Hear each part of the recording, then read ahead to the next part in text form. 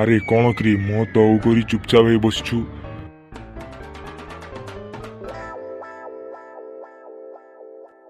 ଆରେ ତୋର କାମ ଦାମ କିଛି ନାହିଁ, ଖାଲି ଖାଇ ପିଇକି ଶୋଉଛୁ ନା।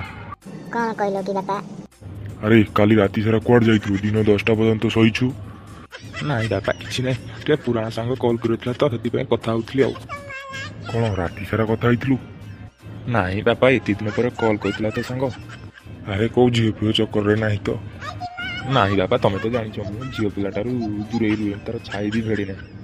ନାଇଁ ବାପା କ'ଣ ଝିଅ ପିଲା ଯଦି ମୁଁ ଅନେଇଥିଲି 10 ଥର ଡିଟେଲ ପାଣିରେ ମୁହଁ ଧୋଇଯାଉଛି। ଆରେ ପୁଅ ଇଏ ଫଟୋକୁ ଟିକେ ଦେଖିଲୁ। ବାପା ଏ କ'ଣ? ବାପା ଏଟା କାହା ଫଟୋ? ଏଇଟା ପିଣ୍ଟୁ ବାବୁଙ୍କ ଝିଅଙ୍କ ବର୍ଷାଙ୍କ ଫଟୋ। ହେଲେ ବାପା ହେଲେ ପୁଣି କ'ଣ? ମା ଥାଉ ଥାଉ ପୁଣି ତମେ ଏ ବୟସରେ। ଆରେ ଚୁପ୍, କେଡ଼େ ମୂର୍ଖଟାରେ, ବାପାକୁ ପୁଣି ଏମିତି କହୁଛୁ? ଆରେ ଇଏ ମୋ ପାଇଁ ନୁହଁ, ଇଏ ତୋ ପାଇଁ, ମାନେ ତୋ ବାହାଘର। କ'ଣ ମୋ ବାହାଘର? ନା ନା ନା ମୁଁ ଜମା ବାହା ହେବି। ନାଇଁ ନାଇଁ ପୁଅ, ତୋର 28 ଛାଡ଼ିକି 30 ହେଲାଣି। ଏବେ ଯଦି ବାହା ନ ହବୁ ମୋତେ ପରକ୍ଷଣରେ କିଛି କହିବନି ହେଲା। ଏତେ ଝିଅ ଛାଡ଼ିକି ସ୍ତ୍ରୀ ମିଳିବ ହେଲା। ହେଲେ ଛାଡ଼, ମୁଁ ବାହା ବିଲକୁଲ ହେବିନି। ହେଲେ କ'ଣ ପାଇଁ? ଝିଅ ତ ଗୁଣବତୀ, ଦେଖିବାକୁ ଗଲେ ରୂପବତୀ, କହିବାକୁ ଗଲେ ପୁରା ସରସ୍ୱତୀ। ସେଠୁ କ'ଣ ହେଇଗଲା? ମୋ ଗାର୍ଲଫ୍ରେଣ୍ଡ ତ ଗର୍ଭବତୀ।